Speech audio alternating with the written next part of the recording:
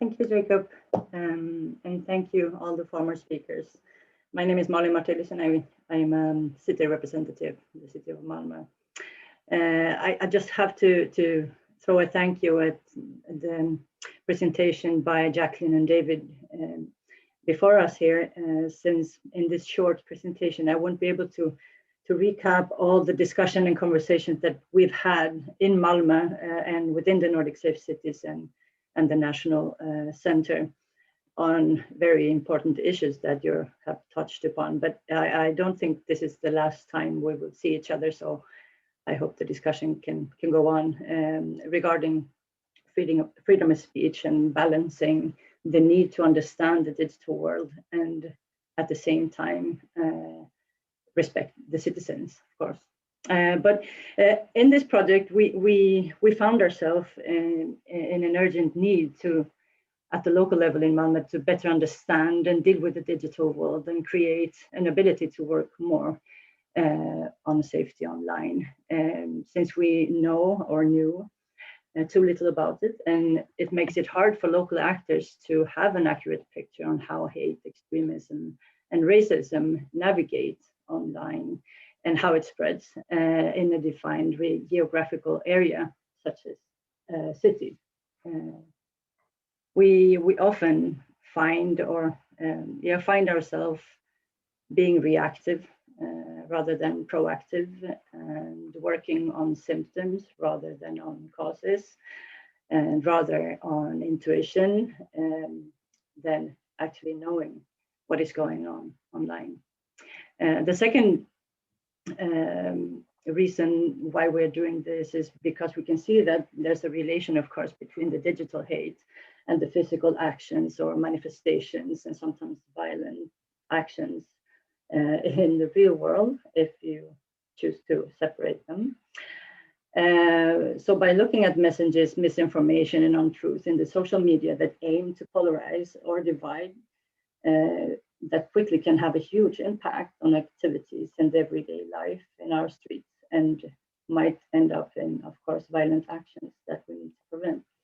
So we have a lot of experience on this in Malmö. One example was the violent riots here in relation to a Quran burning this fall in Malmö. So we have learned that we have to become better, both in our preventative work and also in the immediate crisis management to capture what happens online. But also balancing it, as you so wisely said before, David. So what is it that we're doing? Yeah, well, the city of Malmö and the Nordic Safe Cities started talking about this, and very early on involved the National Swedish Center for Preventing Violent Extremism, and also our partners. One of them is here with me today, Eske, Analyse Total, and the Common Consultancy. And we started building this project, the Safe Digital Cities. And what we want to achieve is, above all, two things. We need to systematically map the digital hate landscape in Malmö. What kind of hate do we see? Who is expressing it? Not on the individual level, of course. Who is it targeting, and where is it found?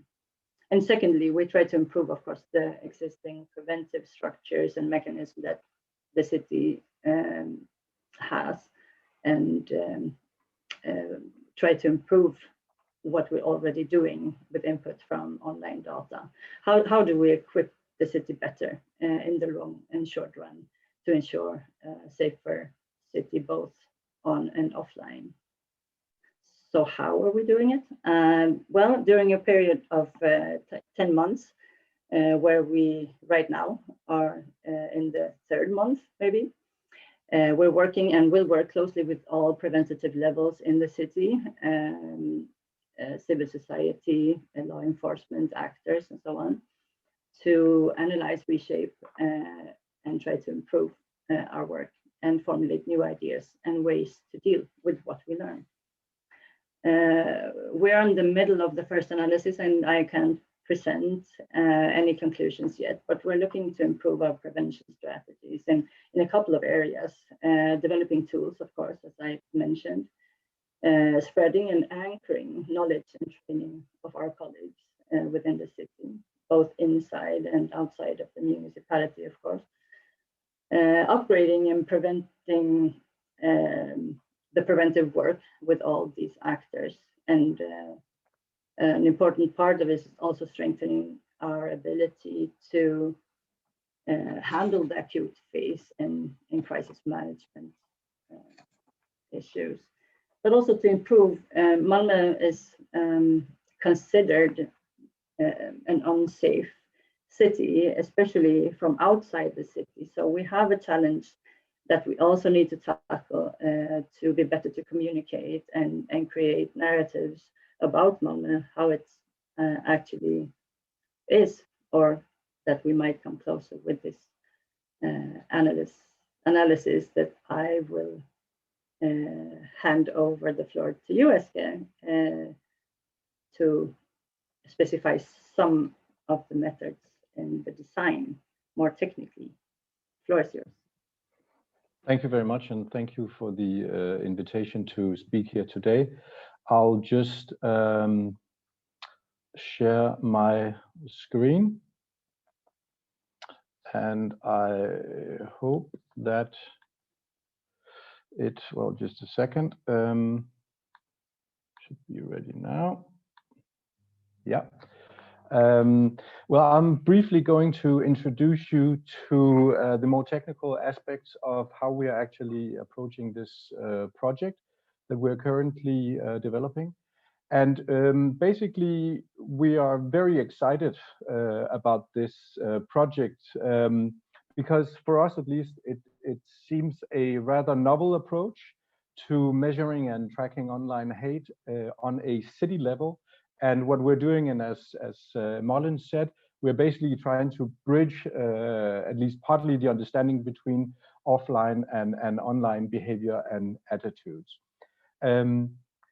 Right now, I mean, the minute as we're speaking, my colleagues are retrieving data from Facebook. They are in the process of building a hate detection algorithm, and they're basically coding hate messages in the Swedish language. So basically, we're not done yet, but it looks extremely promising. And I'll delve right into it. Now, the main technical component of this project is the hate meter. And basically, what we're trying to build is a hate meter that measures the amount of online hate and racism in Malmö and tracks the development over time. It detects offensive, hateful, and violent speech. It identifies which population groups are the victims of hate, and it locates where that hate is coming from.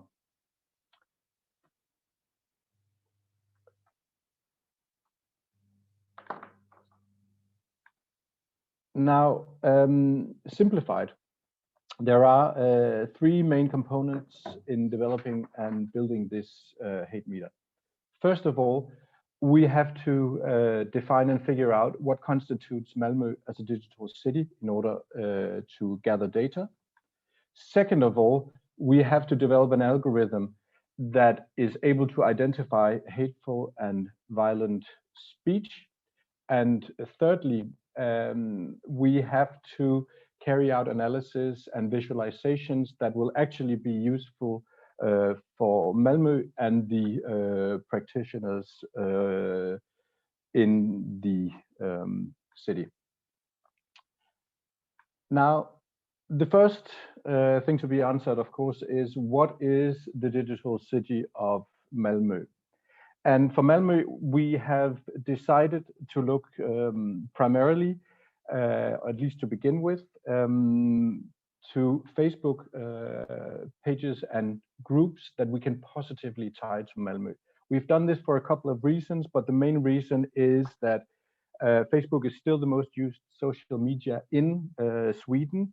And what we're interested in looking at is the broader digital conversation.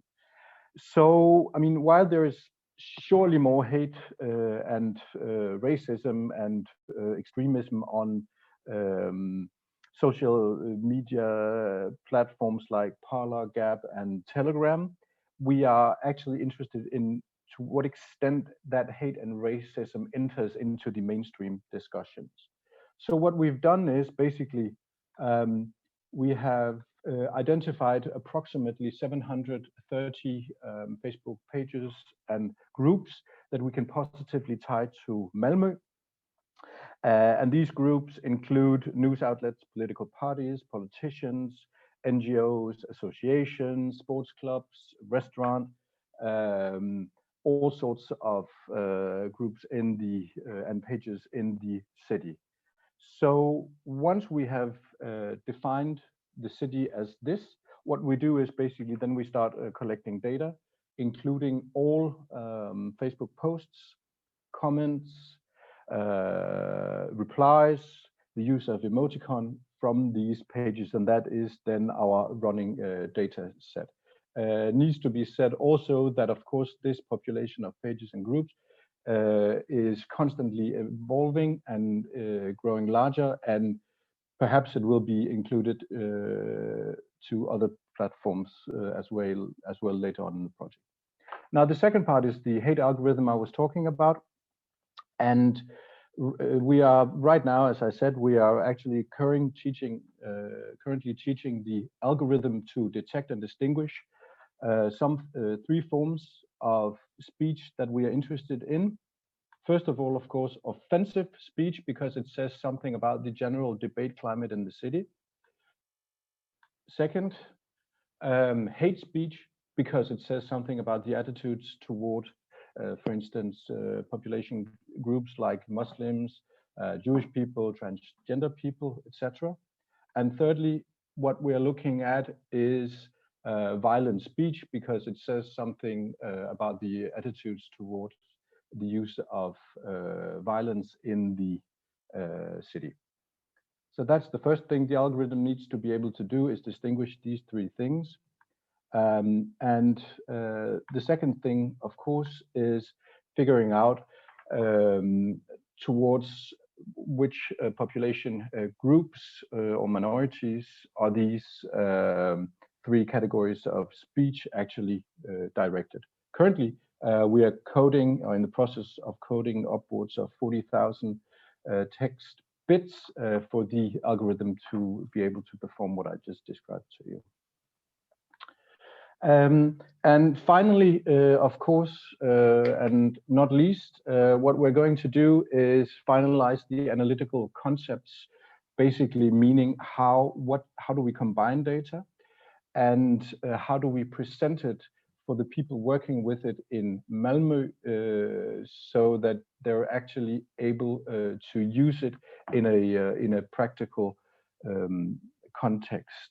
I think, at least from our perspective, the most challenging part in a project like this is not necessarily getting the data, but actually putting it together in a way that it makes sense for prevent workers on a municipal level. And I think I will leave you at